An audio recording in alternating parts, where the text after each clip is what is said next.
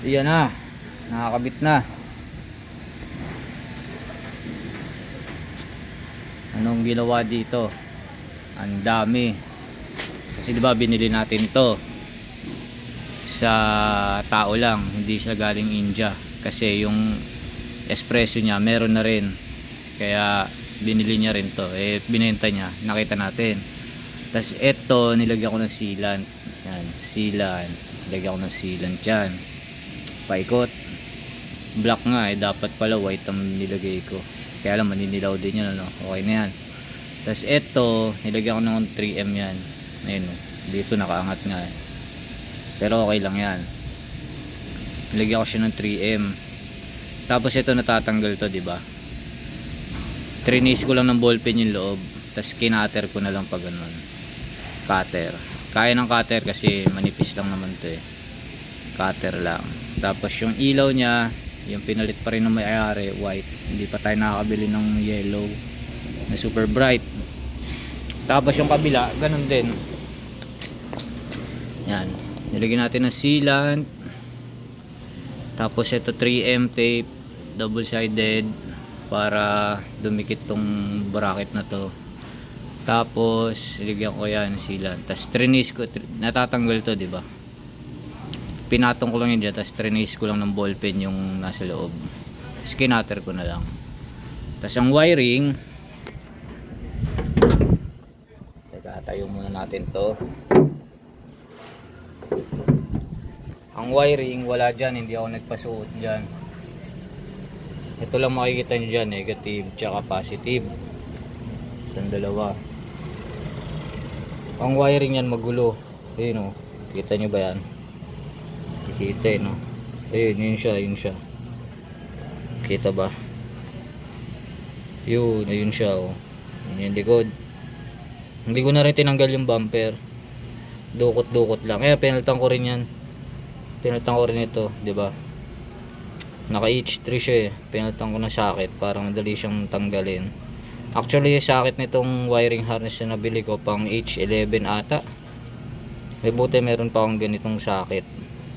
Yung sa SB dati. Sa kabila, mas masahol yung wiring oh. Hindi nyo na makita. Pero okay lang yan, tago naman. Ayun pala, ayun. Ayan. Hindi ko pa nga nalagyan ng silicone seal yung ano yun, yung wire na white and red. Yung red yung ano dyan eh. Tapos ito yung relay nya. Ito yung relay tsaka yung fuse. Diyan ko na lang nilagay. Para hindi kita, di ba? Tapos yung wire ng switch, dito ko pinadaan sa gilid. Kita ba? Hindi makita. Pero nandito yan. Hindi rin kita dito. Bukan natin dito. Oop. Hindi kita. Paano ba mapapakita? Ayun. Kita niyo yan. Ito. May butas kasi yan dyan. Papunta dito. Pag ganun. Pero pataas. Kasi hindi tatagos yun eh. Dudukutin nyo pa sa taas. Para mapalapit dito sa switch. So yan, nakarekta yan. Pag nakabukas siya na ganyan, ganito yung tsura nya. Yan o ha. Pwede na no. Pag pinatay natin, ganito yung tsura nya pagkapatay. Siyempre mawala indicator. Ibig sabihin patay siya. Hindi ko pa siya nasasama doon sa ano sa patay. Hindi ko pa siya nasasama doon sa park light para umilaw yung illumination ng switch. Yan. Kasi ilaw to eh. Pagka ginanon mo to, park light. Hindi ko pa na sinasama. Natamad pa ako mag-wiring. So for now, masaya na ako dyan sa ganyan. Kasi ito, may balak din ako dito. Lalagyan ko ito ng dalawa pang switch. Gantay-antay pa tayo ng budget. Wala pang budget. Sa ngayon, yan muna.